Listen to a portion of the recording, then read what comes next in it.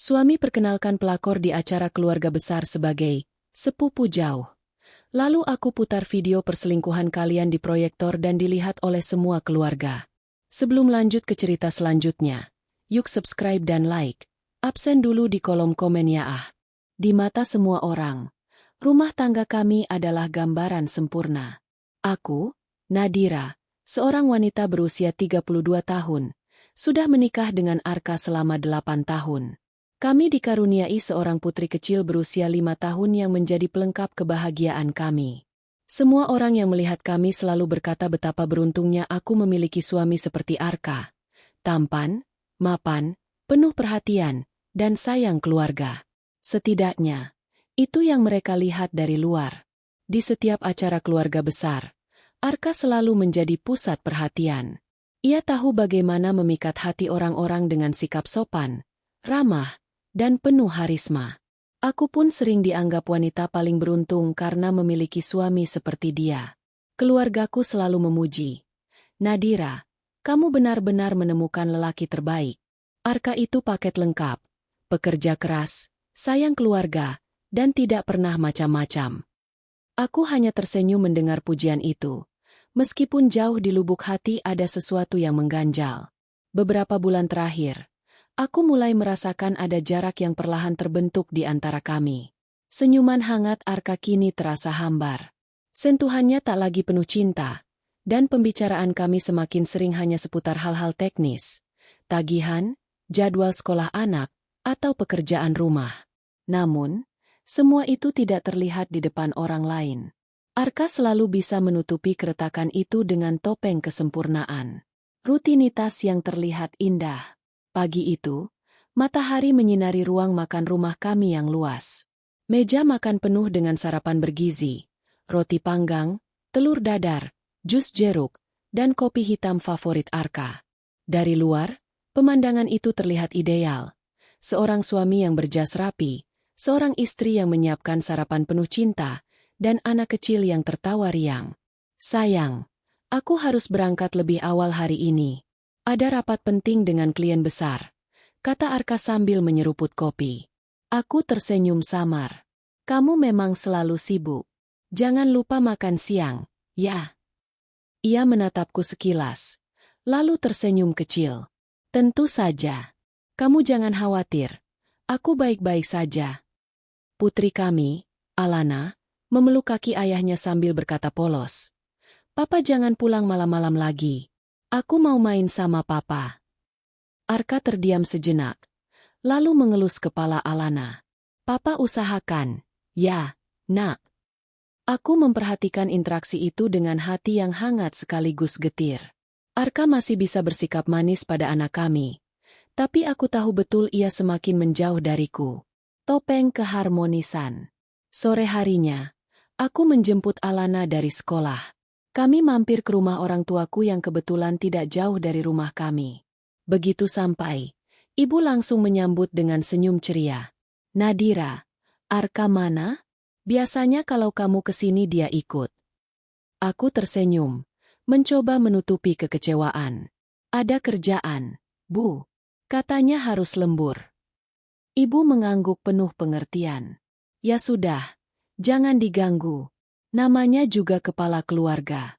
Kamu harus bersyukur dapat suami seperti Arka. Lihat, tetangga kita banyak yang iri sama kamu. Aku hanya bisa mengangguk, meski di dalam hati aku ingin sekali berteriak. Kalian tidak tahu apa yang sebenarnya terjadi. Tapi aku menahan diri. Belum saatnya membuka semua kebenaran. Kenangan manis yang memudar. Malam itu, setelah menidurkan Alana, aku duduk di ruang kerja kecilku. Di dinding, terpajang foto-foto pernikahan kami. Senyum Arka begitu lebar di sana, seolah menggambarkan kebahagiaan abadi. Aku menatap foto itu lama, mencoba mengingat kembali masa-masa awal pernikahan kami. Dulu, Arka sering mengajakku makan malam romantis, bahkan hanya untuk merayakan hal kecil seperti berhasil menyelesaikan proyek kerja atau sekadar merayakan ulang tahun pernikahan yang ketiga. Ia selalu punya cara untuk membuatku merasa istimewa. Tapi sekarang, semua itu hanya tinggal kenangan. Arka lebih sering menatap layar ponselnya daripada menatap mataku. Lebih sering sibuk dengan alasan pekerjaan daripada meluangkan waktu bersamaku. Aku tidak tahu kapan semua mulai berubah, tapi yang jelas, aku merasakannya semakin jelas dari hari ke hari. Bisikan hati yang mencurigakan. Malam semakin larut.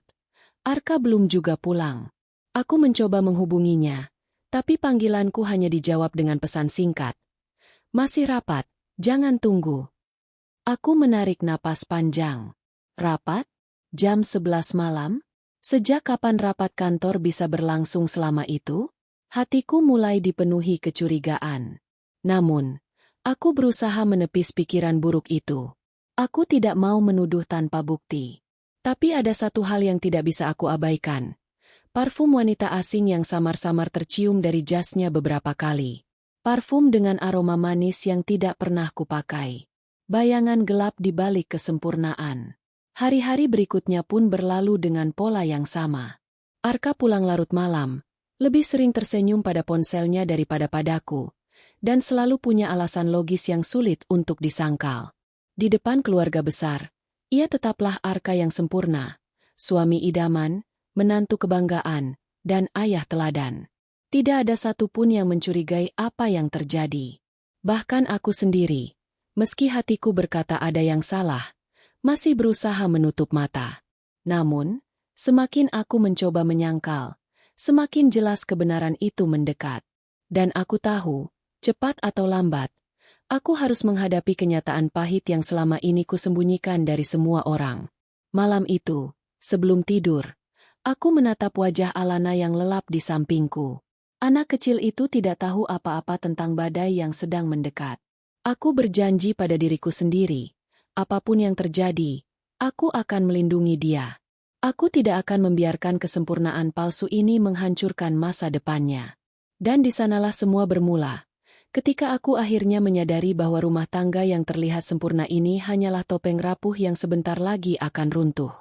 Hari-hari berikutnya berjalan dengan ritme yang semakin membuatku gelisah. Setiap pagi, Arka masih menampilkan wajah suami teladan, mencium keningku sebelum berangkat kerja, mengangkat Alana tinggi-tinggi sambil tertawa, lalu berangkat dengan senyum penuh semangat. Namun, begitu malam tiba, wajah itu berubah. Ia pulang larut, seringkali lewat tengah malam, dengan wajah lelah dan aroma asing yang menempel di bajunya. Awalnya, aku mencoba meyakinkan diri bahwa semua itu hanyalah karena pekerjaan. Aku tahu, posisi Arka di kantornya sedang naik daun. Ia baru saja dipromosikan menjadi manajer proyek, sehingga wajar jika tanggung jawabnya lebih besar. Tapi tetap saja, ada yang terasa ganjil. Ponsel yang selalu dijaga. Suatu malam, ketika aku sedang membereskan ruang tamu, aku melihat ponsel Arka tergeletak di meja. Biasanya ia selalu membawanya kemanapun, bahkan ke kamar mandi. Rasa penasaran menyelubungiku. Aku ingin sekali membuka ponsel itu, meski aku tahu betapa rapuhnya kepercayaan jika sampai aku melakukannya. Tanganku terulur, tapi baru saja hampir menyentuh. Suara langkah Arka terdengar dari pintu. Dengan refleks, aku menarik tanganku dan pura-pura sibuk merapikan majalah. "Sayang, kamu masih belum tidur?" Tanyanya sambil mengambil ponselnya dengan cepat. Senyumnya tipis, tapi matanya penuh kewaspadaan. "Baru mau, kok," jawabku singkat. Saat itu aku sadar, Arka tidak hanya menyembunyikan sesuatu. Ia sedang melindungi sesuatu dengan penuh ketakutan. Alasan yang mulai rapuh. Beberapa hari kemudian, aku mencoba berbicara secara halus.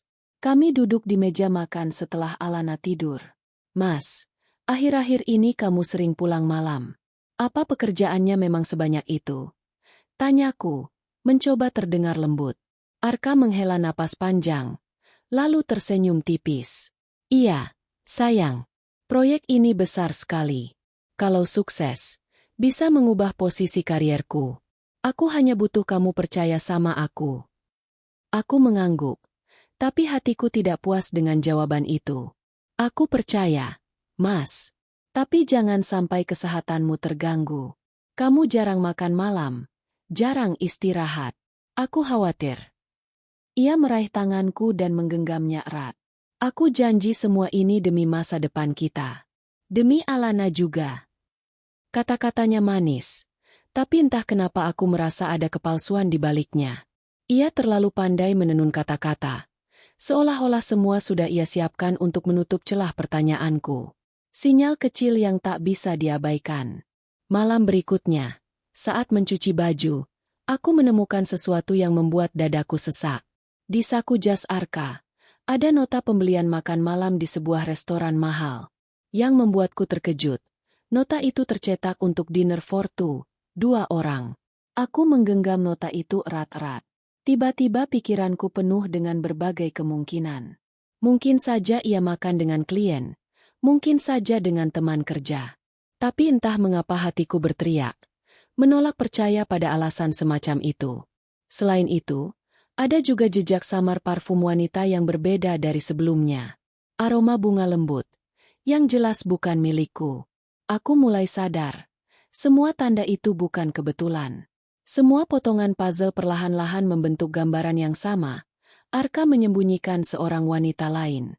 Kesepian yang menggerogoti. Malam itu, aku duduk sendirian di kamar. Arka belum pulang. Jam sudah menunjukkan pukul 12.15. Aku menatap jam dinding sambil menunggu. Mataku terasa berat. Tapi hatiku tidak bisa tenang. Aku teringat masa-masa ketika ia selalu pulang tepat waktu, membawa oleh-oleh kecil untukku atau sekadar cerita tentang harinya di kantor. Kini, yang kutunggu hanyalah pesan singkat berbunyi, pulang terlambat, jangan tunggu. Aku merasa seperti istri bayangan, ada di rumah, menjaga anak, menyiapkan makanan, tapi tidak lagi menjadi bagian utama dalam hidupnya. Rasa kesepian itu semakin tajam saat melihat Alana bangun tengah malam mencari ayahnya. "Mama, Papa belum pulang ya?" Tanyanya dengan mata mengantuk. Aku mengelus rambutnya pelan. "Belum, Nak. Papa masih kerja." Anak sekecil itu pun mulai merasakan ketidakhadiran ayahnya. Dan itu menusuk hatiku lebih dalam daripada apapun. Pertengkaran pertama. Kecurigaanku akhirnya memuncak ketika suatu malam, Arka pulang dengan wajah cerah. Aneh, mengingat ia seharusnya baru saja pulang dari rapat panjang. "Mas, sebenarnya kamu dari mana?" Tanyaku langsung, tanpa basa-basi. Ia menoleh cepat. Matanya menyipit. "Dari kantor. Rapat. Memangnya kenapa?" Aku mengeluarkan nota restoran yang kusimpan. "Ini apa?" "Makan malam berdua di restoran mahal. Kamu bilang rapat. Tapi buktinya seperti ini." Arka terdiam sejenak. Lalu wajahnya berubah dingin. "Itu untuk klien penting. Jangan berlebihan. Nadira, kamu pikir aku bohong?" Nada suaranya tajam, membuatku terdiam. Aku ingin sekali berkata, "Ya, aku pikir kamu bohong." Tapi aku tahu pertengkaran ini tidak akan membawa jawaban yang kuinginkan. Akhirnya aku hanya menunduk. "Aku hanya ingin kamu jujur." Arka menghela napas kasar, lalu masuk ke kamar tanpa menoleh lagi. Malam itu, aku menangis dalam diam, merasakan jarak antara kami semakin melebar. Bayangan gelap semakin nyata. Seiring waktu, tanda-tanda itu semakin nyata. Arka semakin sering beralasan ada meeting dadakan, perjalanan bisnis singkat, atau lembur sampai pagi. Ia juga mulai lebih memperhatikan penampilannya, memakai parfum baru, membeli kemeja mahal, bahkan memotong rambut dengan gaya berbeda. Jika dulu ia cuek soal penampilan, kini ia selalu terlihat rapi dan wangi setiap berangkat kerja. Seolah-olah ada seseorang di luar sana yang harus ia kagumi dengan kesempurnaan dirinya. Aku tahu, aku tidak bisa lagi menutup mata. Semua ini lebih dari sekadar kesibukan kerja. Ada seseorang yang membuatnya tersenyum lagi, bukan aku. Tekad yang muncul. Malam itu, saat menatap wajah Alana yang tidur pulas, aku merasakan sesuatu berubah dalam diriku. Aku tidak bisa lagi hanya menunggu dan berharap Arka kembali dengan sendirinya. Aku tidak bisa hanya menelan semua alasan palsu yang ia lontarkan. Jika benar ada orang ketiga, aku harus tahu siapa dia. Aku harus tahu sejauh apa hubungan mereka. Dan jika memang Arka memilih dia daripada keluarganya, maka aku harus siap dengan segala konsekuensinya. Aku menatap keluar jendela, melihat bulan yang bersinar pucat. Hatiku terasa berat, tapi juga mulai dipenuhi keberanian baru. Aku tidak akan terus dibutakan oleh topeng kesempurnaan yang ia pasang. Perubahan Arka yang mencurigakan ini hanyalah awal. Aku tahu, perjalanan yang lebih pahit sedang menungguku di depan. Dan aku harus bersiap, apapun yang akan kutemukan. Sejak malam itu, hatiku dipenuhi rasa tidak tenang. Setiap gerak-gerik Arka terasa janggal. Aku tahu, aku tidak bisa lagi hanya menunggu kebenaran jatuh dari langit. Aku harus mencari tahu sendiri.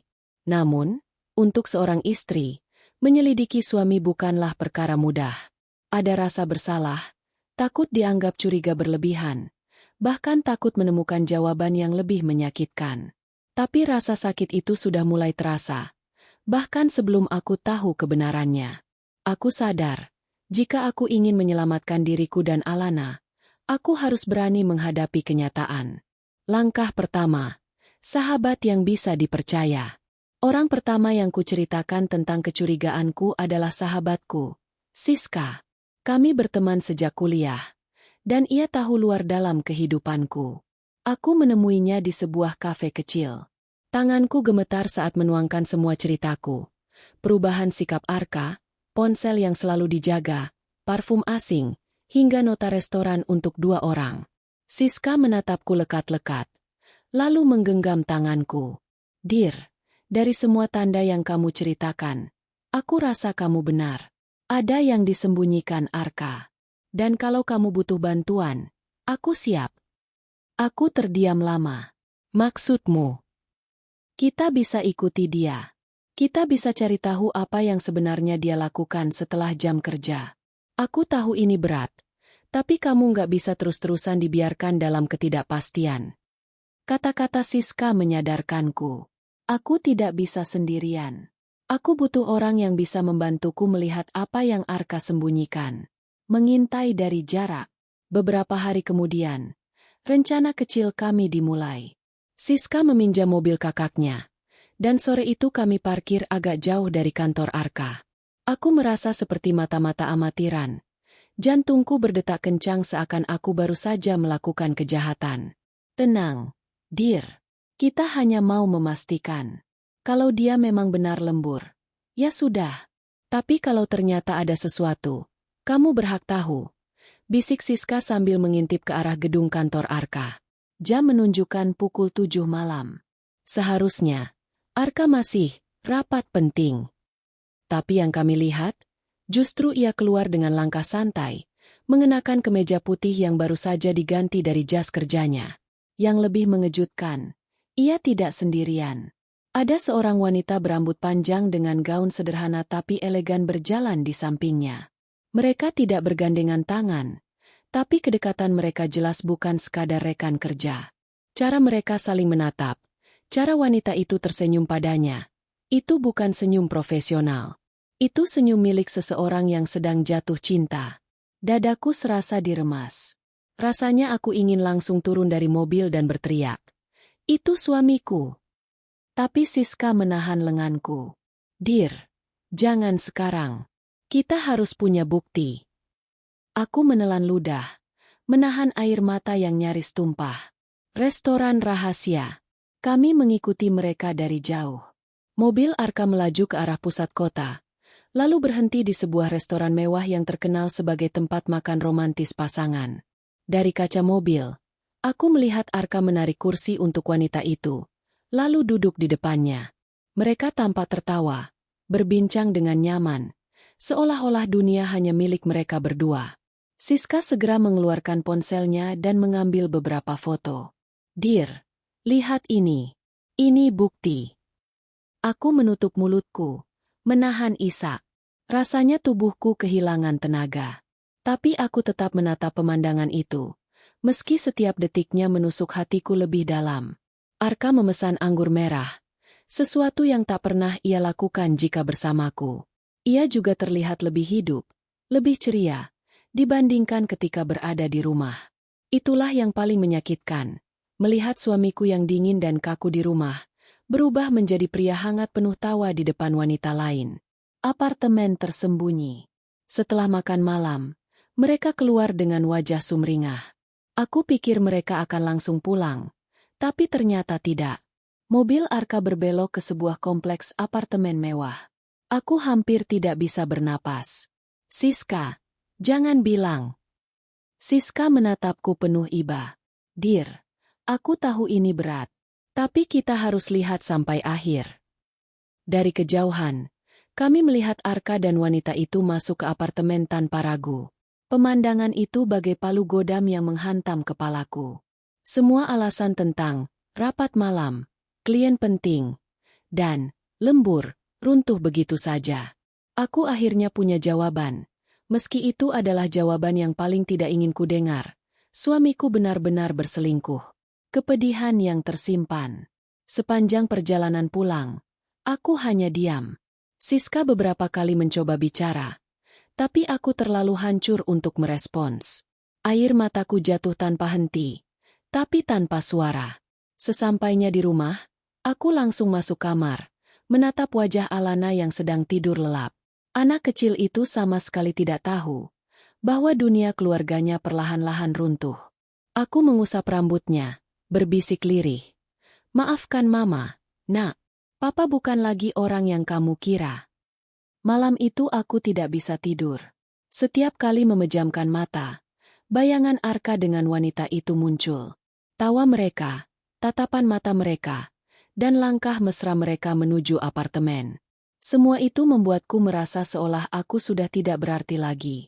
Tekad yang tumbuh. Namun, di balik rasa hancur itu, ada api kecil yang menyala dalam diriku. Aku tahu aku tidak bisa diam saja. Aku tidak bisa membiarkan Arka terus menipuku, berpura-pura menjadi suami sempurna di depan keluarga besar. Sementara di balik layar ia bermain dengan wanita lain. Aku harus mengumpulkan bukti. Aku harus menyiapkan segalanya dengan tenang.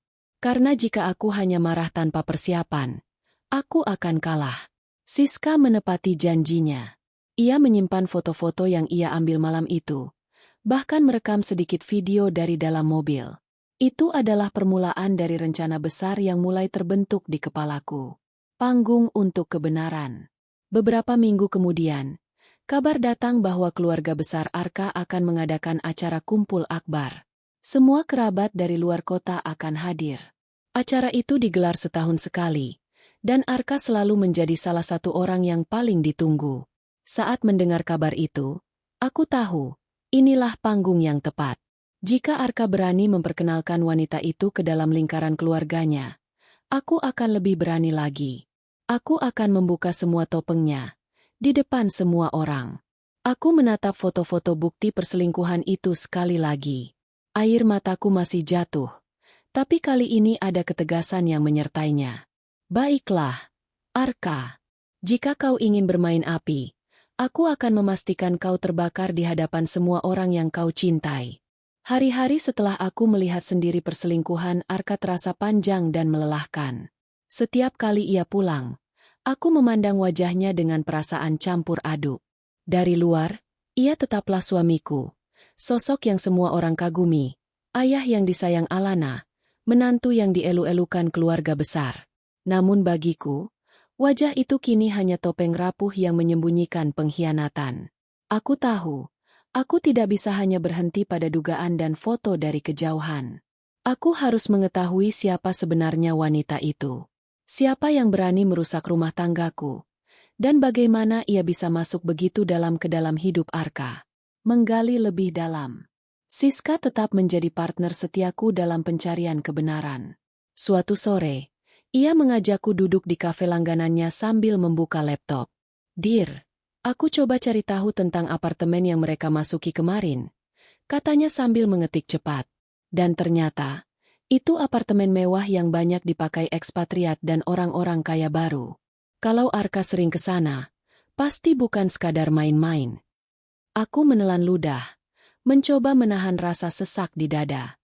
Jadi, wanita itu tinggal di sana? Sepertinya begitu, jawab Siska.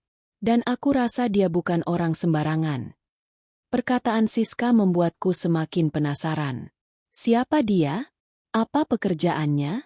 Mengapa Arka rela mempertaruhkan keluarga demi dirinya? Jejak media sosial. Malam harinya, aku duduk sendiri di ruang kerja kecilku. Dengan modal foto samar yang berhasil Siska ambil dari kejauhan, aku mencoba menelusuri media sosial. Butuh waktu lama, tapi akhirnya aku menemukan kecocokan. Nama wanita itu adalah Maya. Seorang perempuan berusia sekitar 27 tahun, jauh lebih muda dariku. Dari akun media sosialnya, terlihat jelas ia hidup dengan gaya mewah, makan di restoran elit, liburan ke luar negeri, mengenakan tas dan pakaian bermerek. Aku merasa mual. Semua barang-barang itu, apakah dari uang Arka? Apakah hasil kerja keras yang seharusnya untuk keluarganya, untuk masa depan Alana, justru diberikan kepada wanita ini? Yang lebih menyakitkan, Maya bukan orang asing sepenuhnya. Ia pernah muncul sekali dalam hidup kami, sebagai tamu dalam sebuah acara kantor Arka, sekitar 2 tahun lalu. Saat itu, ia dikenalkan hanya sebagai kenalan bisnis. Aku sama sekali tidak menduga bahwa 2 tahun kemudian, ia akan menjadi duri dalam rumah tanggaku. Potongan puzzle yang menyatu. Semua mulai masuk akal. Perubahan sikap Arka, gaya hidupnya yang semakin boros, dan alasan lembur yang tidak pernah masuk akal. Semua jejak mengarah ke Maya. Aku menatap layar ponselku lama, melihat foto-foto Maya yang tersenyum bahagia. Senyum yang mungkin sama persis dengan yang ia berikan kepada Arka saat mereka makan malam di restoran itu. Ada rasa marah, sakit hati, dan jijik bercampur jadi satu. Tapi lebih dari itu, ada tekad kuat. Sekarang aku tahu siapa musuhku. Aku tahu wajah dan namanya. Dan yang lebih penting, aku tahu bahwa suatu saat nanti, ia harus mempertanggungjawabkan semuanya di depan keluargaku. Konfrontasi kecil. Kesempatan pertamaku melihat Maya dari dekat datang lebih cepat daripada yang kuduga. Suatu sore, ketika aku sedang menjemput Alana di sekolah, aku melihat mobil Arka terparkir tidak jauh dari sana. Jantungku berdegup kencang. Aku tahu, ia tidak mungkin menunggu Alana. Itu tugasku. Maka aku memutuskan untuk menunggu dari jauh. Tak lama kemudian, seorang wanita turun dari mobil itu. Gaun sederhana, rambut panjang terurai, kacamata hitam menutupi sebagian wajahnya.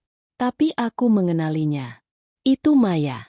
Ia berjalan santai, lalu masuk ke sebuah butik tak jauh dari sekolah.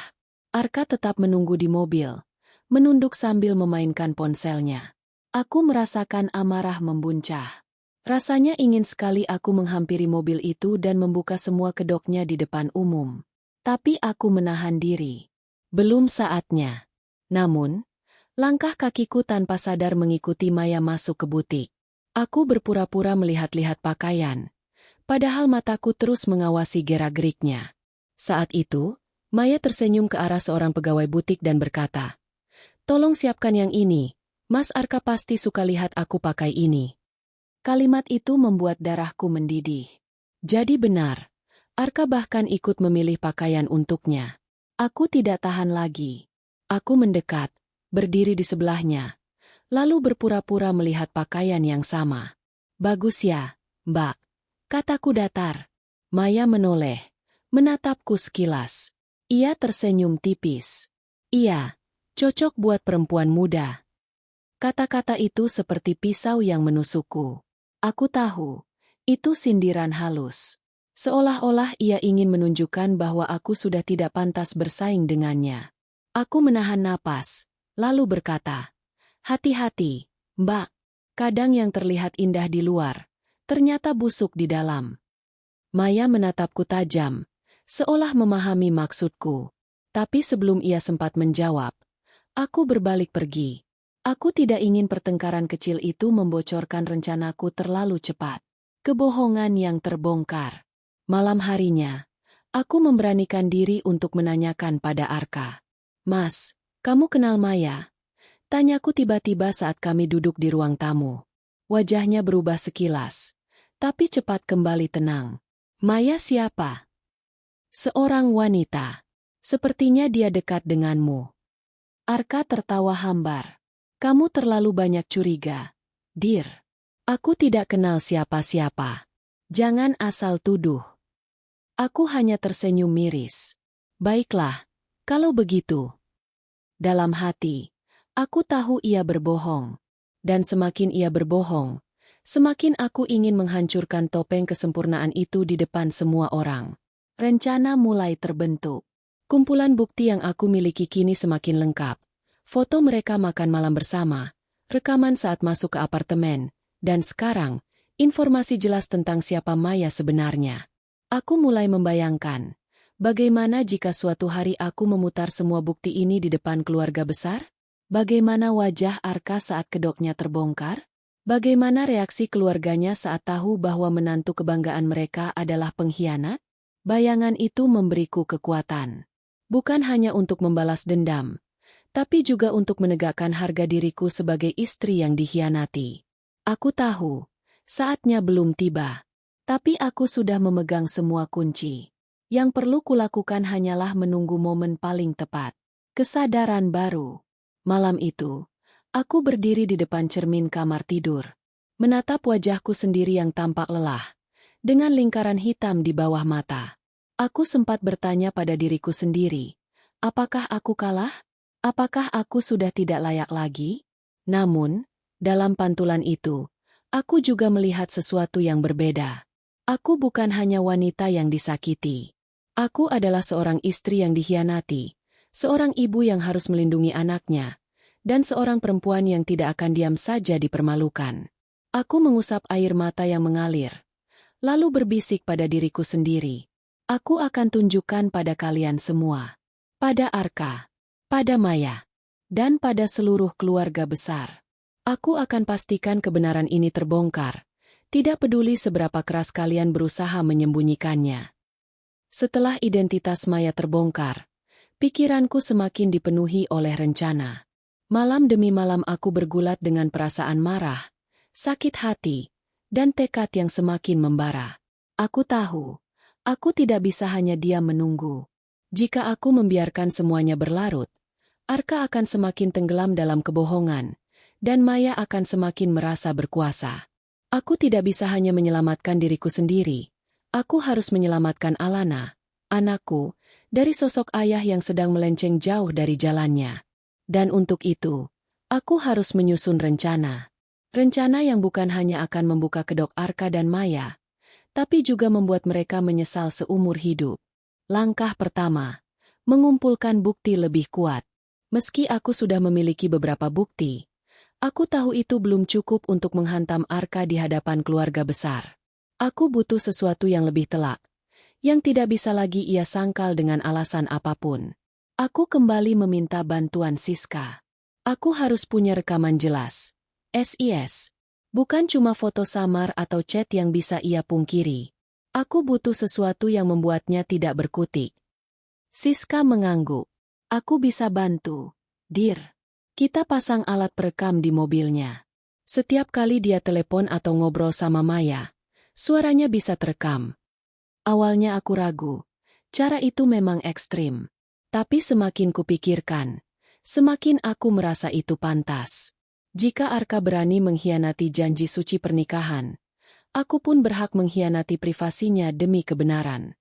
Maka suatu malam, saat Arka sedang mandi, aku mengambil kunci mobilnya dengan hati-hati. Bersama Siska, kami memasang alat kecil yang bisa merekam percakapan.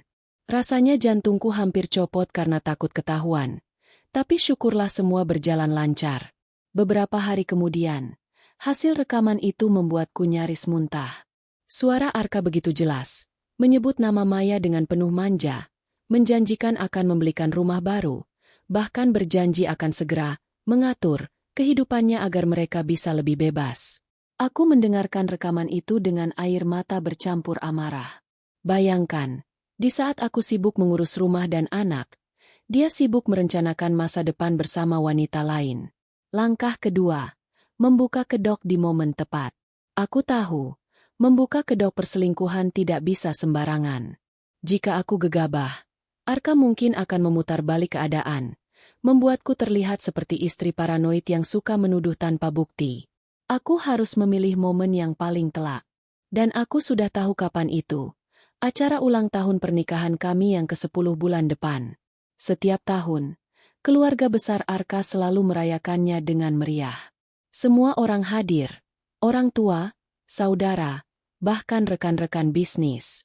Ya, itulah panggung sempurna untuk menjatuhkannya. Di saat semua orang berkumpul untuk merayakan rumah tangga harmonis, aku akan membuka tabir kebohongan yang selama ini ia bangun. Langkah ketiga, menyusun jaring perangkap. Rencana besar membutuhkan strategi detail. Aku membuat catatan khusus di buku kecil, yang selalu kusimpan rapat-rapat agar tidak ada yang menemukan. Kumpulkan bukti fisik, foto, rekaman, catatan transfer rekening yang mencurigakan. Cetak semua bukti dan simpan di amplop khusus. Siapkan video singkat berisi gabungan foto-foto Arka dan Maya yang akan kuputar di layar proyektor pada hari itu. Latih kata-kata yang akan kusampaikan agar tidak terlihat emosional berlebihan, melainkan penuh keyakinan dan fakta. Setiap kali menulis detail rencana itu, aku merasa seperti sedang menyiapkan medan perang. Perang ini bukan sekadar antara aku dan Maya, tapi juga melawan Arka yang telah meremehkan cintaku. Bisikan balas dendam. Ada kalanya aku hampir goyah. Saat melihat Arka pulang membawa Alana boneka baru, wajahnya tersenyum hangat, seolah tidak ada dosa yang ia simpan. Bagian dari hatiku ingin percaya bahwa ia masih bisa kembali, bahwa ia hanya tersesat. Tapi kemudian aku mendengar lagi rekaman suara itu. Mendengar janji-janji manisnya pada Maya. Dan semua keraguan lenyap digantikan oleh api dendam. Kalau kamu bisa mengkhianati aku, Mas, bisikku pada diri sendiri di malam sunyi, aku juga bisa membuatmu kehilangan segalanya. Keluarga, karir, bahkan nama baikmu. Langkah keempat, menjebak Maya. Aku tahu, menjatuhkan Arka tidak cukup hanya dengan bukti. Aku juga harus melibatkan Maya, menunjukkan pada semua orang bahwa dialah biang kerok kehancuran ini. Siska memberiku ide. Kenapa tidak kamu jebak aja, Dir? Ajak dia bertemu dengan identitas pura-pura. Bilang kamu agen properti atau apa gitu. Dari situ, kita bisa rekam percakapan dia tentang hubungannya dengan Arka. Aku langsung menyukai ide itu. Dengan bantuan Siska, aku membuat akun palsu, mengaku sebagai agen properti yang menawarkan rumah mewah. Dan benar saja, Maya merespons dengan penuh antusias. Pas banget, saya memang sedang dicarikan rumah oleh seseorang, tulisnya di pesan. Aku hampir tertawa getir membaca kata-kata itu. Seseorang, itu tentu saja Arka. Kami pun mengatur pertemuan. Aku menyamar dengan wig dan kacamata, lalu membawa alat perekam kecil. Dalam obrolan santai itu, Maya dengan bangga bercerita bahwa pacarnya akan segera membelikan rumah besar untuknya. Dia suami orang, tapi dia janji kok, semua akan segera beres. Ucapnya tanpa rasa bersalah sedikit pun. Kalimat itu bagai emas di tanganku. Bukti paling jelas bahwa mereka memang berhubungan. Langkah kelima, persiapan mental. Semakin dekat hari H, semakin berat beban di hatiku. Aku tahu, begitu rencana ini dijalankan, hidupku tidak akan sama lagi. Arka mungkin akan membenciku, keluarga besar mungkin akan terpecah, dan Alana pasti akan terluka. Tapi aku juga sadar, membiarkan kebohongan ini terus berlangsung hanya akan lebih menyakitkan. Lebih baik aku menghentikannya sekarang, walau dengan harga mahal. Aku mulai melatih kata-kata di depan cermin. Terima kasih sudah hadir di acara ulang tahun pernikahan kami. Tapi sebelum kita melanjutkan, izinkan saya menunjukkan siapa sebenarnya Arka yang kalian banggakan. Setiap kali melafalkan kalimat itu, aku merasakan getaran di dadaku. Bukan hanya ketakutan, tapi juga kekuatan. Dukungan Siska. Satu-satunya orang yang benar-benar tahu rencanaku hanyalah Siska. Ia selalu menemaniku, bahkan ketika aku menangis diam-diam di bahunya. "Dir, kamu yakin kuat menghadapi semua ini?" tanyanya suatu malam. Aku mengangguk, meski air mata masih menetes. Aku harus kuat. SIS. Kalau aku diam, aku akan terus diinjak. Lebih baik aku hancur karena berani, daripada hancur karena membiarkan. Siska menggenggam tanganku erat. Kalau begitu, aku ada di sampingmu. Kita hadapi bersama. Akhir sebuah awal. Malam menjelang ulang tahun pernikahan kami, aku duduk di kamar sendirian. Amplop berisi bukti sudah kusimpan di dalam tas. Video sudah siap diputar. Hatiku berdebar keras membayangkan apa yang akan terjadi besok. Aku tahu, besok akan menjadi awal kehancuran rumah tanggaku. Tapi aku juga tahu, besok adalah awal dari kebebasanku. Aku menutup mata, menarik napas panjang, lalu berbisik pelan. Besok, semuanya akan berakhir, Mas. Dan saat itu tiba, kamu akan tahu rasanya dikhianati oleh orang yang paling kamu percaya. Hari itu akhirnya tiba, malam perayaan ulang tahun pernikahan kami yang ke-10. Seharusnya, ini menjadi momen bahagia, simbol cinta yang sudah terjalin selama 1 dekade. Tapi bagiku, malam ini bukan sekadar perayaan. Malam ini adalah panggung besar tempat kebenaran akan terbongkar. Tempat semua topeng akan runtuh.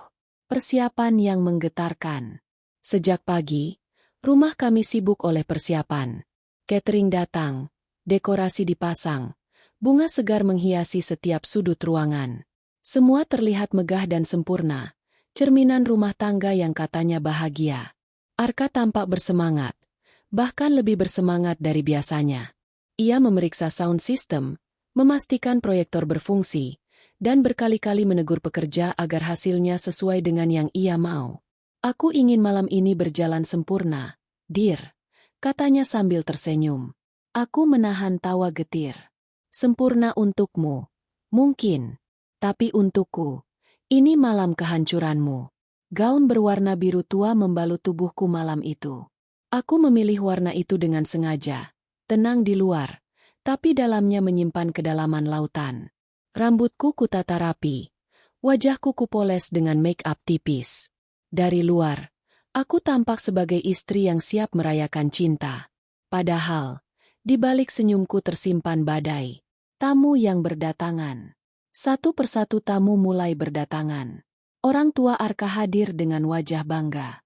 Kakak-kakak dan adiknya pun datang bersama keluarga masing-masing. Tak lupa rekan-rekan bisnis Arka, yang selalu menganggapnya sebagai sosok menantu ideal. Dir, kamu cantik sekali malam ini. Puji ibu mertuaku sambil menggenggam tanganku. Arka benar-benar beruntung punya istri sepertimu. Kalian pasangan sempurna.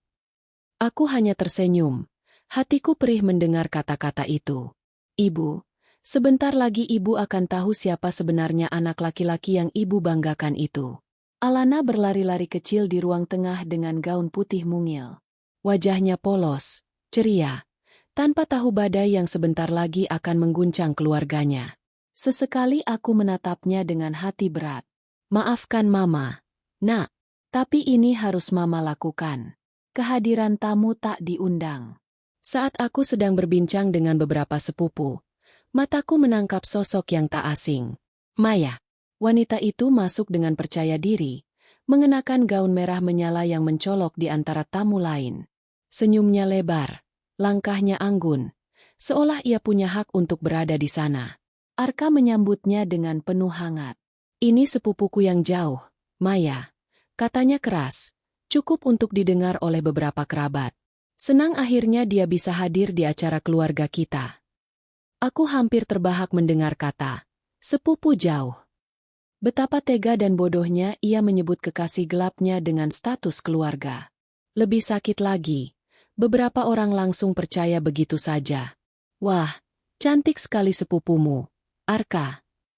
Iya, baru kali ini ketemu ya. Maya tersenyum manis, menyalami satu persatu anggota keluarga dengan sopan.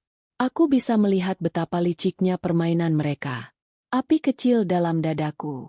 Setiap kali melihat Arka tersenyum pada Maya, setiap kali melihat Maya berusaha akrab dengan keluarga besar kami, aku merasa darahku mendidih.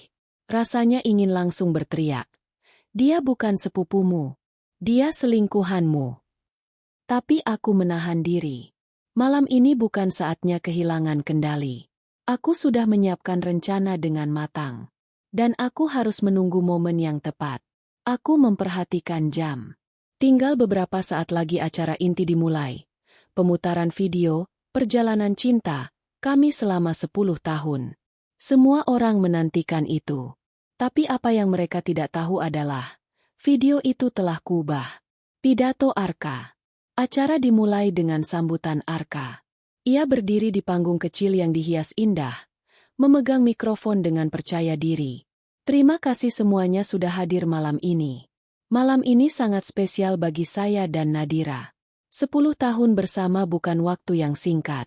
Kami melalui suka dan duka, tapi tetap berdiri bersama.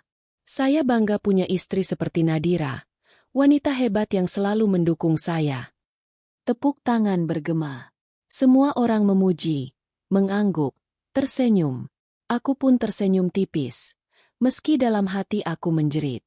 Hebat sekali kamu, Mas. Bisa berbohong di depan begitu banyak orang dengan wajah setulus itu. Arka melanjutkan. Dan untuk merayakan perjalanan kami, mari kita saksikan bersama video perjalanan cinta kami. Video yang menggegerkan. Lampu ruangan diredupkan. Semua mata tertuju ke layar besar di dinding. Musik romantis mengalun, menampilkan foto-foto pernikahan kami, momen liburan, kelahiran Alana. Semua orang tersenyum, beberapa bahkan tampak terharu. Tapi tiba-tiba, musik berhenti. Layar berganti. Dan muncullah gambar Arka bersama Maya, berpelukan di restoran, bergandengan tangan di mall, bahkan rekaman singkat dari mobil saat mereka berciuman. Seisi ruangan terdiam. Lalu terdengar gumaman heboh. Astaga! Itu Arka! Siapa wanita itu? Arka panik. Wajahnya pucat. Matanya membelalak. Apa? Apa ini? Ia mencoba berlari ke arah proyektor. Tapi aku sudah berdiri lebih dulu. Tenang, Mas, kataku lantang. Suaraku bergetar tapi tegas. Itu baru permulaan. Layar berganti lagi. Kali ini terdengar rekaman suara. Suara Arka yang begitu jelas memanggil nama Maya, menjanjikan rumah, dan berjanji akan segera meninggalkan istrinya. Gasps terdengar dari berbagai sudut ruangan. Beberapa orang menutup mulut dengan tangan. Orang tua Arka menatapnya dengan wajah penuh kekecewaan. Kebenaran yang telanjang. Aku melangkah maju, berdiri di samping Arka yang kini gemetar.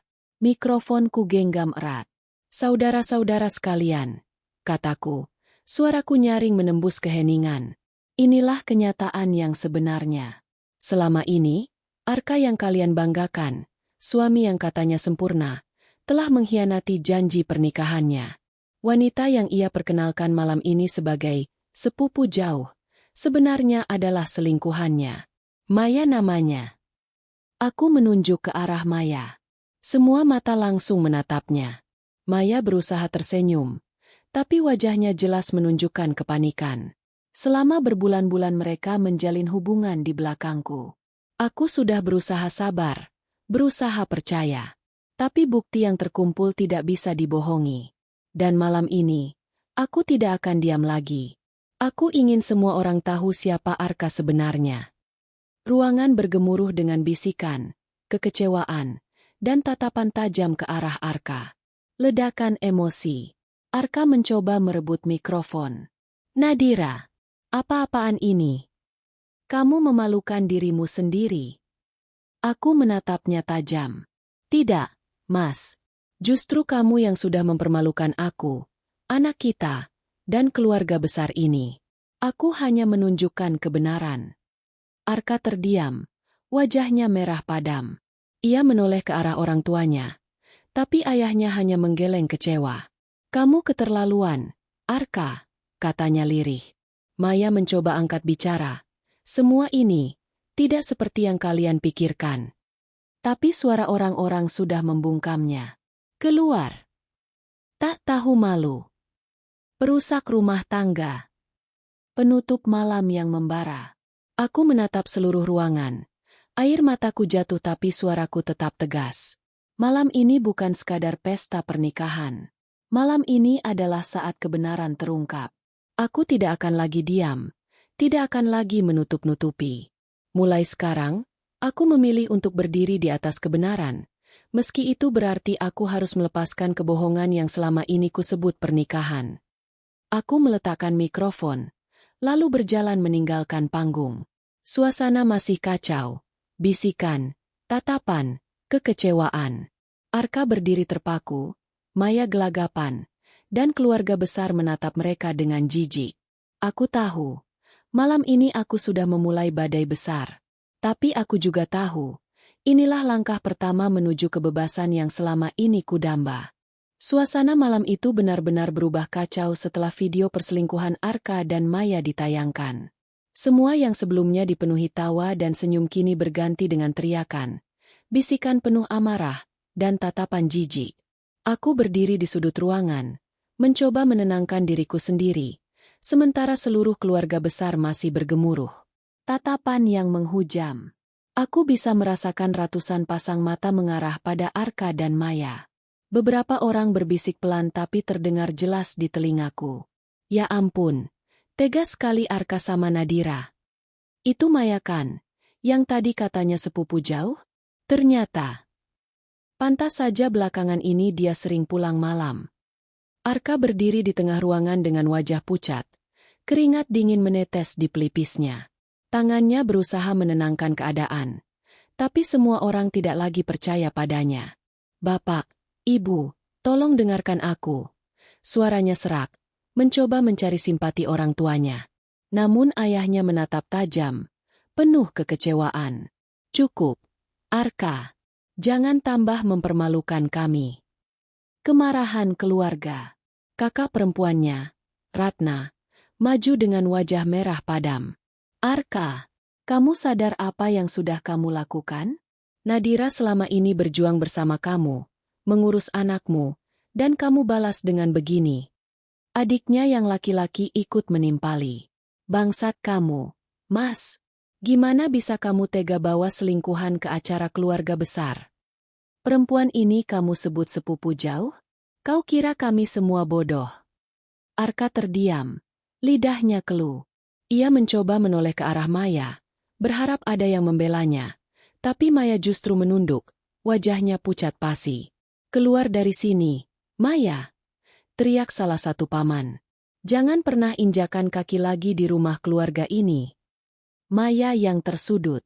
Maya tampak berusaha mempertahankan ketenangannya. Tunggu, semuanya salah paham. Aku tidak pernah berniat merusak rumah tangga siapapun. Semua ini. Namun sebelum ia bisa melanjutkan, ibu mertuaku sudah menamparnya keras di depan semua orang. Suara tamparan itu menggema, membuat ruangan semakin hening. Perempuan tak tahu malu. Seru ibu mertuaku dengan mata berapi-api. Kamu pikir kami akan menerima kamu setelah apa yang kamu lakukan pada menantu kami? Nadira lebih pantas 1000 kali lipat dibanding kamu. Maya menutup wajahnya yang memerah. Air matanya menetes. Ia menoleh ke Arka, berharap perlindungan. Tapi Arka justru mundur selangkah, seolah ingin menjauh dari masalah. Benturan emosi. Aku berdiri di sisi lain ruangan. Tubuhku bergetar, bukan karena takut, melainkan karena campuran lega dan sakit hati. Semua orang kini tahu kebenaran. Topeng Arka telah hancur. Tapi hatiku masih remuk melihat kenyataan bahwa suami yang kucintai bisa sebegitu tega. Arka akhirnya berusaha mendekatiku. Nadira, dengar aku. Ini semua hanya salah paham.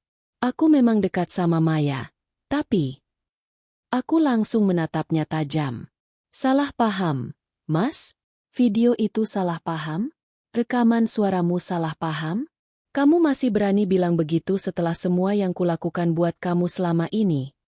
Suasana kembali gaduh. Beberapa orang menenangkan. Beberapa lainnya menambah minyak ke api. Sudah jelas-jelas ketahuan masih ngeles. Memalukan. Pecahnya citra sempurna. Yang paling menyakitkan bagiku adalah melihat wajah ibu mertuaku yang biasanya penuh kebanggaan. Kini dipenuhi luka. Ia duduk di kursi, menangis sambil berkata lirih. Aku kira kamu anak yang bisa kuandalkan, Arka. Ternyata kamu cuma membawa aib untuk keluarga kita. Ayah mertuaku hanya menggeleng sambil menepuk dahinya. Aku sudah mendidikmu seperti ini. Dan beginikah balasanmu? Kau menghancurkan rumah tangga sendiri, mempermalukan istrimu, dan mempermalukan keluargamu di depan semua orang. Arka terdiam, wajahnya tertunduk. Untuk pertama kalinya, aku melihatnya benar-benar kehilangan wibawa. Lelaki yang dulu selalu tampak gagah dan percaya diri kini terlihat seperti pecundang. Aku yang bangkit. Aku mengambil mikrofon lagi. Suaraku bergetar namun tegas. Terima kasih, semuanya, karena sudah mendengarkan dan melihat sendiri apa yang sebenarnya terjadi. Aku tidak bermaksud membuat keributan, tapi aku juga tidak ingin lagi menutup-nutupi kebohongan ini. Selama ini aku berusaha menjadi istri yang baik, menutup mata pada semua tanda, berharap Arka bisa kembali. Tapi malam ini aku sadar, orang yang berkhianat sekali, akan terus berkhianat. Mataku menatap Arka tajam.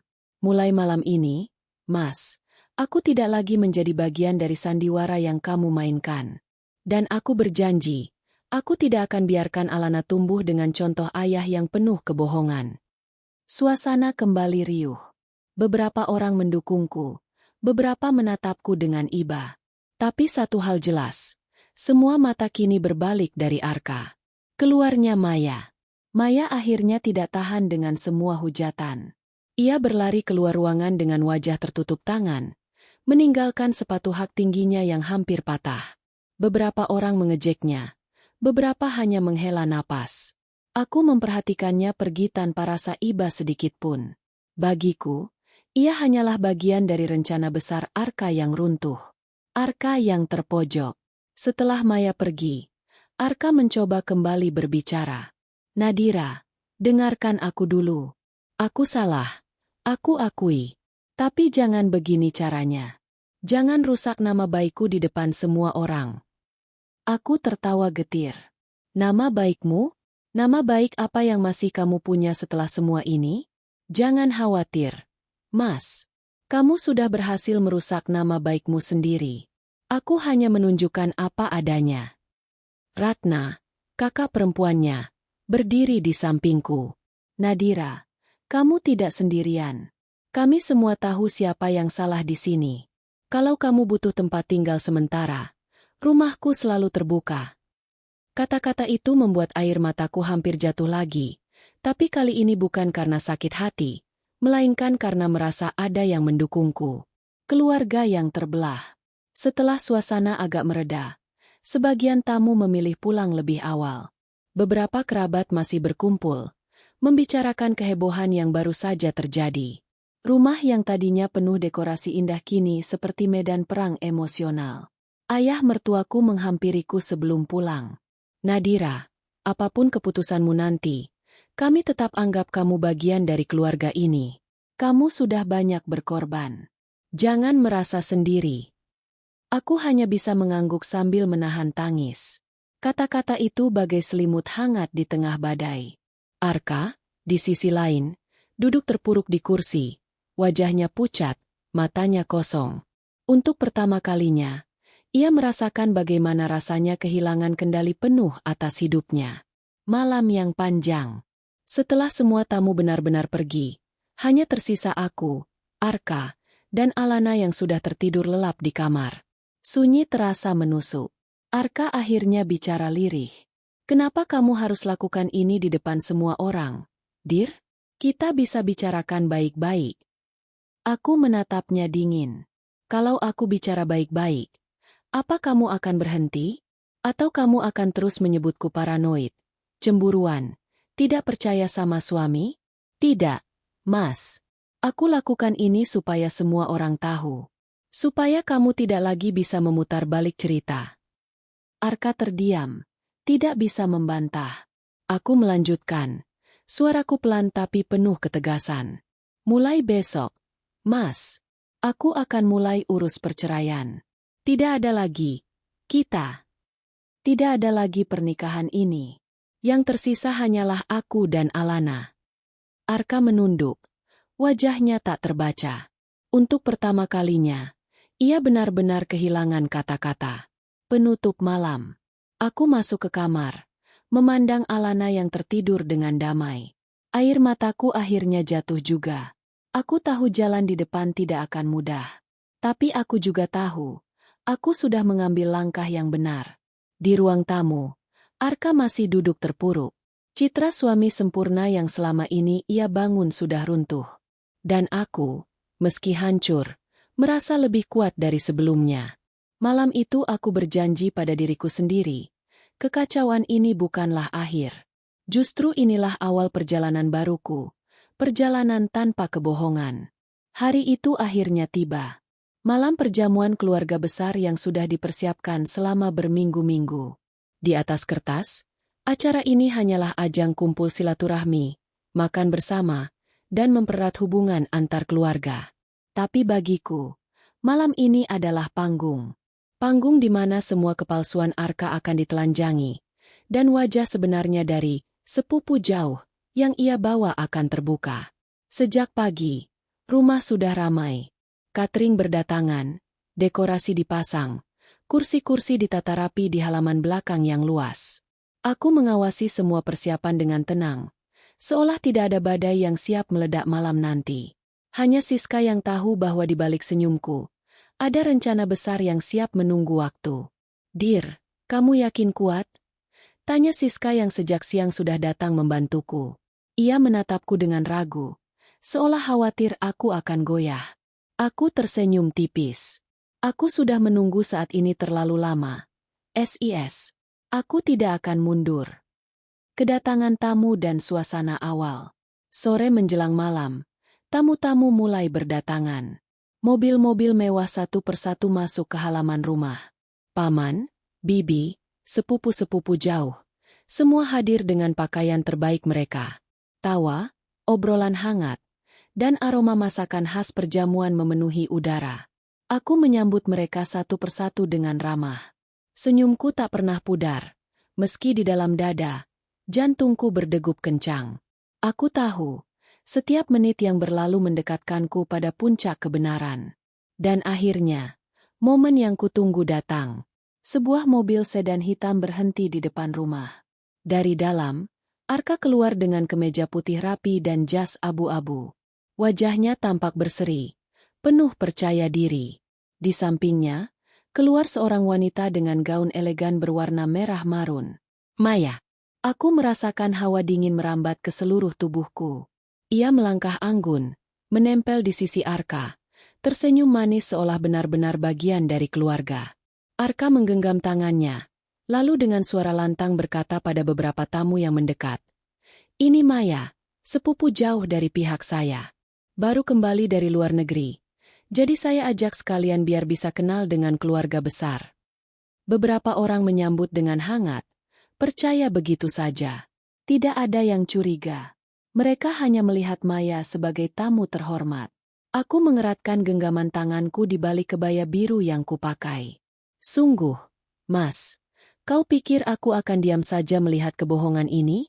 Tersenyum di atas luka. Selama jamuan berlangsung, aku memainkan peranku dengan sempurna. Aku menyajikan hidangan, bercakap-cakap dengan para tamu, tertawa pada lelucon sepupu-sepupu.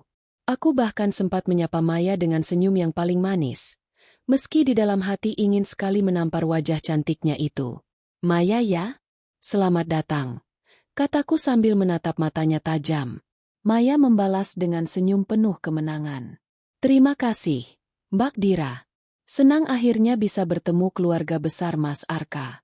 Semua orang kelihatan hangat sekali.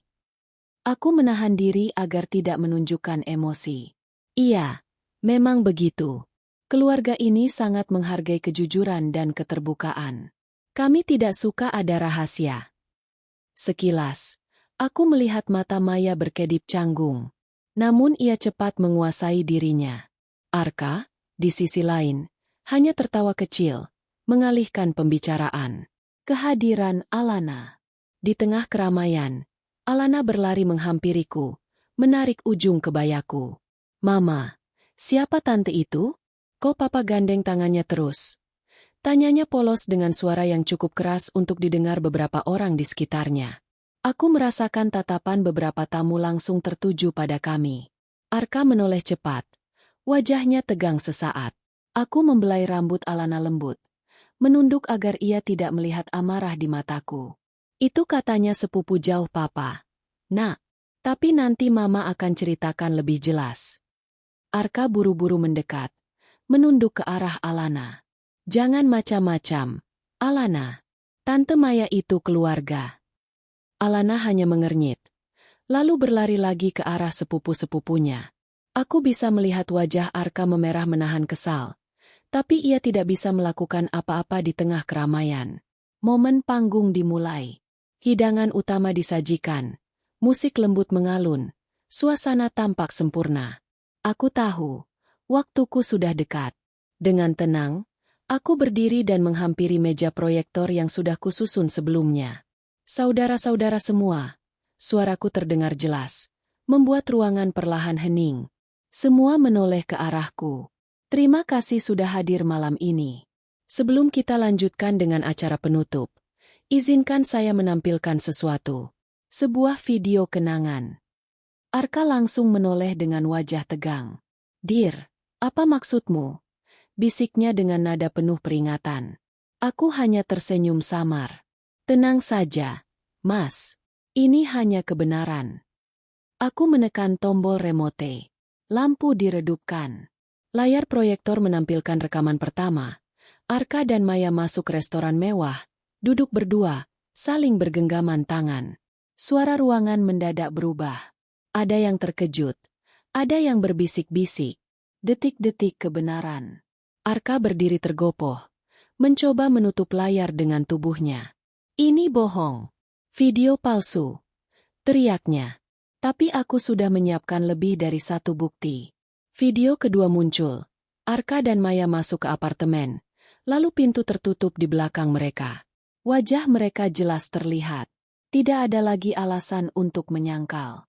Terdengar teriakan kecil dari salah satu tanteku. Paman-paman mulai bergumam dengan nada marah. "Astagfirullah. Arka, apa ini benar?" seru salah seorang pamanku yang paling dituakan. Arka hanya terbata. Wajahnya pucat. Maya di sampingnya tampak kehilangan senyum anggunnya. Berdiri kaku seperti patung. Aku melangkah maju, menatap semua orang. Suaraku tenang, meski hatiku bergetar. "Saudara-saudaraku semua, beginilah kebenarannya." Wanita yang diperkenalkan Arka sebagai sepupu jauh, hanyalah selingkuhan yang sudah lama merusak rumah tangga kami. Dan malam ini, aku ingin semua tahu siapa dia sebenarnya. Kekacauan pecah. Ruangan mendadak ricuh. Beberapa bibi menutup mulut dengan terkejut. Sepupu-sepupu berbisik keras. Dan para paman mulai menegur Arka dengan suara keras. "Bagaimana bisa kau lakukan ini, Arka? Memalukan sekali. Di depan istrimu sendiri. Kau mempermalukan keluarga besar." Arka mencoba bicara, tapi suaranya tenggelam dalam keributan. Maya mundur selangkah. Wajahnya pucat pasi. Semua tatapan penuh kebencian kini tertuju padanya. Aku berdiri tegak di tengah kekacauan itu. Untuk pertama kalinya, aku tidak merasa kecil. Aku merasa kuat. Malam ini, aku bukan lagi korban. Aku adalah perempuan yang berhasil membuka kedok pengkhianat. Tepat di hadapan semua orang. Ketegangan yang menggantung. Namun aku tahu, ini baru permulaan. Malam ini hanyalah awal dari badai besar yang akan menimpa Arka dan Maya. Reputasi, karir, bahkan masa depan mereka bisa runtuh setelah malam ini. Aku menatap Arka sekali lagi. Ia balas menatapku dengan mata merah penuh amarah, tapi juga ketakutan. Ia tahu, ia sudah kalah. Dan aku, dengan senyum dingin, berbisik dalam hati. "Ini baru pembukaan, Mas. Pertunjukan sebenarnya baru saja dimulai." Kericuhan di malam perjamuan itu meledak seperti bom waktu yang tak terbendung. Begitu layar proyektor menampilkan wajah Arka dan Maya dengan jelas, semua topeng runtuh. Ruangan yang tadinya dipenuhi tawa berubah menjadi medan perang penuh amarah dan kekecewaan. Keluarga yang meradang. "Arka, apa yang sudah kau lakukan?" Suara pamanku, Pak Hadi, menggelegar. Ia adalah sosok tertua sekaligus paling dihormati di keluarga besar kami. Selama ini, Ia begitu bangga pada Arka yang dianggap menantu teladan. Tapi kini, wajahnya merah pada menahan murka. Bibi Ratna menepuk dada sambil menggeleng. Astagfirullah. Jadi selama ini semua cuma sandiwara? Kau tega memperkenalkan perempuan ini sebagai sepupu jauh? Kau kira kami semua buta? Beberapa sepupu langsung menunjuk Maya dengan tatapan tajam. Itu kan bukan sepupu. Itu selingkuhanmu kan, Kak? Maya hanya menunduk. Wajahnya pucat pasi. Gaun mewahnya kini tampak seperti kain murahan. Tangan yang tadi digenggam erat Arka kini terlepas, menggantung lemas di samping tubuhnya. Arka berusaha membela diri. Aku bisa jelaskan. Arka mencoba mengangkat suara, meski jelas suaranya bergetar. Video itu hanya salah paham. Tidak seperti yang kalian kira. Namun, kata-katanya justru menyulut lebih banyak amarah. Salah paham, seru Paman Darwis. Kau kira kami bodoh? Kau jelas-jelas masuk ke apartemen bersama wanita ini. Itu bukan salah paham, itu zina. Mas Arka, selama ini kami percaya padamu. Timpal Tante Nani dengan suara bergetar. Kami bahkan menjadikanmu panutan. Dan sekarang, kau hancurkan semua kepercayaan itu dengan kebohongan. Arka terdiam, keringat mengalir di pelipisnya. Pandangannya liar, mencari siapapun yang bisa membelanya. Tapi malam itu, tidak ada sekutu untuknya. Semua keluarga memandangnya dengan kecewa, jijik, bahkan marah. Aku berdiri di tengah panggung. Aku maju selangkah, menatap semua orang dengan tenang. Inilah yang selama ini kusimpan sendiri. Aku tahu, banyak dari kalian menyanjung Arka sebagai menantu idaman, suami setia, ayah teladan. Tapi kenyataannya, ia sudah lama menghancurkan rumah tangganya sendiri. Beberapa anggota keluarga mengangguk setuju, sebagian lainnya menatapku penuh iba. Dan yang lebih menyakitkan, lanjutku, dia berani mempermainkan kita semua dengan memperkenalkan wanita ini sebagai sepupu jauh. Seakan-akan kita tidak punya akal sehat. Suasana semakin panas. Bisik-bisik berubah menjadi teriakan kecil. Aku bisa merasakan tatapan simpati yang ditujukan padaku. Tapi malam ini bukan tentang simpati. Ini tentang kebenaran yang akhirnya terbongkar. Ledakan pertama. Paman Hadi. Pak Hadi menghantam meja dengan keras. Gelas-gelas bergetar. Beberapa bahkan hampir tumpah. Semua langsung terdiam. Arka. Suaranya berat dan penuh kuasa. Kau mempermalukan bukan hanya istrimu, tapi seluruh keluarga ini. Kau kira apa kata orang luar nanti kalau mereka tahu? Kau kira kehormatan keluarga bisa kau injak-injak seenaknya? Arka menunduk. Wajahnya memerah. Pak D, maafkan saya. Saya. Diam. Bentak Pak Hadi. Maafmu tidak ada gunanya kalau kau masih berbohong. Katakan terus terang. Siapa perempuan ini bagimu? Semua mata kini menatap Arka. Ia menggigit bibir. Menoleh ke Maya yang masih menunduk. Dia sahabat dekat. Kami hanya. Cukup. Suara Bibi Ratna memotong dengan tegas. Kalau hanya sahabat, kenapa kau pegang tangannya di depan umum? Kalau hanya sahabat, kenapa kau masuk ke apartemen bersamanya? Arka tak bisa menjawab. Keheningan itu lebih memekakan telinga daripada teriakan. Maya menjadi sasaran. Sorotan beralih ke Maya. Tante-tante mulai melontarkan sindiran pedas. Cantik-cantik, kok mau jadi perusak rumah tangga orang? Kamu tidak punya rasa malu? Kalau memang mau hidup enak, cari laki-laki lajang, bukan suami orang. Dasar perebut suami orang, pelakor. Maya menggigil. Matanya mulai berkaca-kaca. Ia mencoba bersuara. Saya tidak bermaksud. Namun suara-suara cacian menenggelamkan kata-katanya. Malam itu, semua kemewahan yang ia banggakan runtuh di hadapan keluarga besar kami. Alana menjadi luka terbesar. Di tengah keributan, suara kecil terdengar. Papa, kenapa semua orang marah sama Papa? Semua orang menoleh. Alana berdiri dengan mata polos, menatap ayahnya. Tangannya menggenggam erat boneka kecilnya.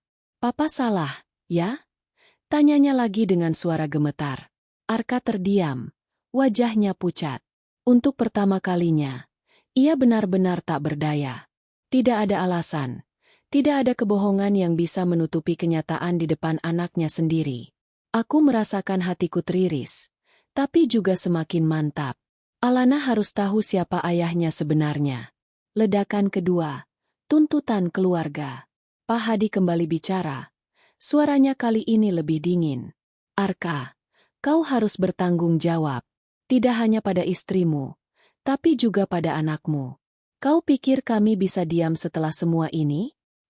Kau sudah mempermalukan kami semua. Betul, sambung Paman Darwis.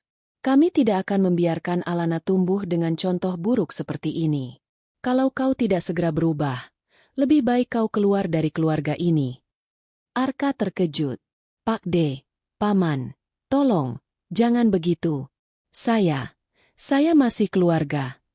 Keluarga bukan hanya soal darah atau ikatan pernikahan, kata Tante Nani dengan tajam. Keluarga itu soal kesetiaan, kejujuran, dan rasa hormat. Kalau itu semua kau hianati, apa gunanya? Arka terduduk lemas. Maya di sampingnya mulai menangis pelan. Tapi air mata itu tidak mengundang simpati siapapun. Aku memberikan pukulan terakhir.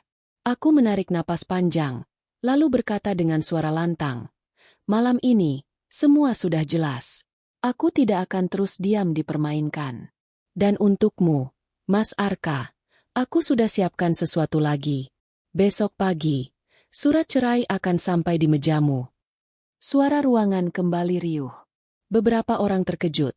Sebagian lainnya justru bertepuk tangan kecil, seolah mendukung keputusanku. Arka menoleh padaku dengan mata terbelalak. Dira, jangan lakukan ini. Kita bisa bicarakan baik-baik. Aku menatapnya dingin. Bicara baik-baik? Kau sudah melangkahi semua batas, Mas. Dan sekarang kau mau bicara baik-baik? Terlambat. Keluarga menutup pintu. Pak Hadi berdiri, menatap Arka dan Maya dengan sorot tegas. Cukup untuk malam ini. Arka, Maya, kalian boleh pergi. Kami tidak ingin ada lebih banyak drama di hadapan tamu-tamu yang lain. Arka mencoba menahan. Pak D, saya. Tinggalkan tempat ini. Potong Pak Hadi tanpa memberi ruang tawar-menawar. Dengan wajah pucat dan langkah goyah, Arka menggandeng Maya menuju pintu keluar. Tidak ada seorang pun yang menghalangi. Tapi juga tidak ada yang menahan.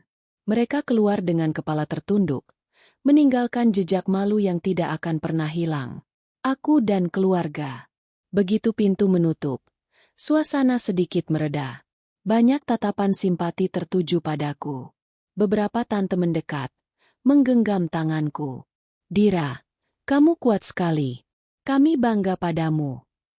Kamu sudah melakukan yang benar. Nak, jangan salahkan dirimu sendiri. Aku mengangguk, meski air mata akhirnya menetes juga. Bukan karena sedih, melainkan lega. Beban yang selama ini kupikul akhirnya terbongkar di hadapan semua orang. Aku tidak lagi sendiri. Aku memeluk Alana erat-erat, berbisik. Mama di sini, Nak. Mama akan selalu ada buat kamu. Kesadaran yang menyakitkan. Malam itu, aku berdiri di tengah keluarga besar yang mendukungku. Tapi di balik semua kekuatan yang mereka lihat, aku tahu perjuangan masih panjang. Surat cerai hanyalah awal. Kehidupan setelah ini akan jauh berbeda. Namun, satu hal yang pasti, aku tidak lagi takut. Aku tidak lagi terperangkap dalam kebohongan Arka. Dan untuk pertama kalinya, aku merasa bebas. Malam perjamuan itu telah usai, meninggalkan jejak luka sekaligus kelegaan. Aku masih bisa merasakan keheningan yang mencekam setelah Arka dan Maya pergi, meninggalkan rumah dengan kepala tertunduk. Rasanya seperti badai besar yang akhirnya pecah, menghancurkan segalanya, tapi juga membersihkan udara dari kepalsuan yang selama ini menyesakan. Namun aku tahu, pertarungan sebenarnya baru dimulai. Pagi setelah badai. Keesokan paginya, rumah terasa sunyi. Dekorasi pesta masih berserakan, kursi-kursi belum dibereskan, dan sisa makanan menumpuk di meja. Tapi aku tidak peduli. Pikiranku hanya tertuju pada satu hal, menutup buku lama dan membuka lembaran baru. Aku duduk di ruang kerja kecilku, menatap dokumen yang sudah kususun dengan hati-hati. Surat cerai itu sudah kutandatangani malam sebelumnya, setelah semua kebenaran terbongkar. Kini tinggal menunggu proses hukum berjalan. Siska datang membawa kopi hangat. "Kamu beneran siap, Dir?" tanyanya pelan. Aku mengangguk mantap. Aku lebih siap daripada yang pernah kubayangkan. Semalam sudah cukup membuka mataku. Aku tidak mau lagi hidup dalam kebohongan. Reaksi Arka. Tidak butuh waktu lama sampai Arka menghubungiku. Telepon berdering berkali-kali pagi itu. Aku tidak menjawab. Lalu pesan masuk satu demi satu. "Dira, tolong beri aku kesempatan. Aku bisa jelaskan. Jangan cerai dulu. Pikirkan Alana. Jangan hancurkan keluarga ini sepenuhnya." Ironis. Aku pikir. Setelah bertahun-tahun ia menghancurkan keluarganya sendiri, kini ia menuduhku yang akan menghancurkannya. Aku hanya membalas dengan singkat. "Surat cerai sudah kukirim. Kita akan bicara di pengadilan." Setelah itu, aku memblokir nomornya. Untuk pertama kalinya, aku merasa tidak lagi dikendalikan oleh rasa takut kehilangan dukungan keluarga. Hari-hari setelahnya, keluarga besar banyak yang datang menemuiku.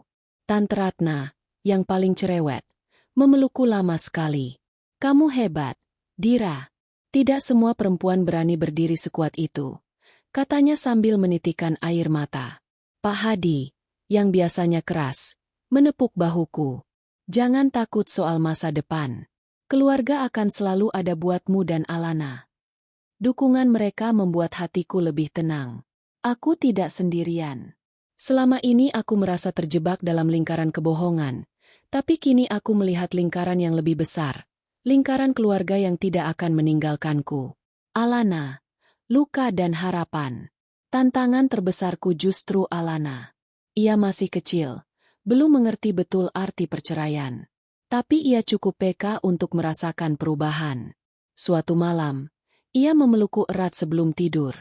"Mama, apa papa nggak akan tinggal sama kita lagi?" Aku terdiam sejenak, menahan air mata. Lalu aku mengusap rambutnya. "Papa masih sayang sama Alana. Tapi mulai sekarang, papa nggak tinggal di rumah ini lagi. Mama dan papa akan tetap jadi orang tua Alana. Hanya saja kita nggak tinggal bersama." Matanya berkaca-kaca. "Berarti papa udah nggak sayang mama, ya?" Pertanyaan polos itu menusukku lebih dari apapun. Tapi aku harus tegar. Aku tersenyum kecil. Itu bukan salah mama atau Alana. Kadang orang dewasa bikin keputusan yang bikin sedih. Tapi yang pasti, mama akan selalu ada buat Alana. Selalu.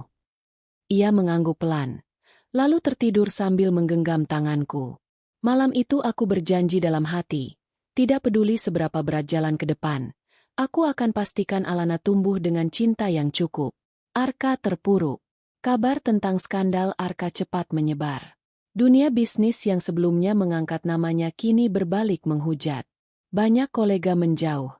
Beberapa proyek dibatalkan. Reputasi yang ia bangun bertahun-tahun hancur dalam semalam. Aku mendengar kabar itu dari Siska. Dia lagi kacau banget. "Dir," katanya Maya juga ninggalin dia begitu tahu keluarganya nggak terima. Jadi sekarang dia sendirian. Aku terdiam. Ada sedikit rasa iba. Tapi tidak cukup untuk mengubah hatiku. Arka menuai apa yang ia tanam. Aku tidak lagi berkewajiban menyelamatkannya. Proses perceraian. Pengadilan menjadi saksi akhir dari pernikahan kami. Arka datang dengan wajah lusuh. Jauh berbeda dari sosok percaya diri yang dulu ku kenal. "Dira, tolong pikirkan lagi," katanya di ruang sidang dengan suara parau. "Aku salah. Aku akui. Tapi bisakah kita mulai dari awal?" Aku menatapnya lama, lalu menggeleng. "Kita sudah terlalu jauh, Mas. Maaf, tapi aku tidak bisa lagi." Hakim mengesahkan perceraian kami dengan suara palu yang tegas. Seketika itu juga, aku merasa seperti rantai panjang yang selama ini mengikatku akhirnya putus. Ada perih, tapi juga kebebasan. Awal baru. Setelah perceraian, aku mulai menyusun kembali hidupku. Aku kembali bekerja lebih serius, membuka usaha kecil yang selama ini hanya jadi sampingan. Dukungan keluarga dan sahabat membuatku tidak merasa sendiri. Siska sering datang membantu, bahkan kadang ikut menjaga Alana. Kamu harus mulai mikirin diri sendiri juga, Dir. Jangan cuma sibuk kerja dan anak. Hidupmu masih panjang. Aku tahu ia benar. Tapi untuk sementara, kebahagiaan terbesarku adalah melihat Alana tersenyum lagi, perlahan melupakan luka dari perceraian kami. Refleksi. Malam-malam sepi kadang membuatku teringat. Teringat pada hari-hari indah bersama Arka dulu, sebelum semuanya hancur. Ada rasa kehilangan, tentu saja. Tapi aku sadar, yang kurindukan bukanlah Arka yang sekarang, melainkan Arka yang dulu, yang setia, yang tulus, yang ternyata sudah lama hilang. Kini, aku belajar mencintai diriku sendiri lebih dari sebelumnya. Aku belajar bahwa menjadi istri bukan berarti harus mengorbankan martabat. Aku belajar bahwa seorang ibu harus kuat, bukan hanya untuk anaknya, tapi juga untuk dirinya sendiri. Penutup. Cahaya di ujung jalan. Beberapa bulan setelah perceraian, aku mengajak Alana berjalan-jalan ke taman kota. Kami duduk di bangku, menikmati matahari sore. "Mama," katanya sambil tersenyum. Alana seneng. "Mama sekarang sering ketawa lagi." Aku tertegun, lalu tersenyum balik. "Iya, Nak. Karena Mama udah nggak sedih lagi. Sekarang kita bisa mulai hidup baru, yang lebih bahagia." Alana memelukku erat, dan di saat itu aku tahu, meskipun jalan yang kulalui penuh luka, aku sampai di tempat yang lebih baik. Malam perjamuan itu mungkin mengakhiri rumah tanggaku, tapi juga membuka pintu menuju kebebasan, kekuatan, dan kebahagiaan yang lebih murni. Dan untuk pertama kalinya setelah sekian lama, aku menatap masa depan tanpa rasa takut, hanya dengan keyakinan bahwa aku mampu menghadapi apapun.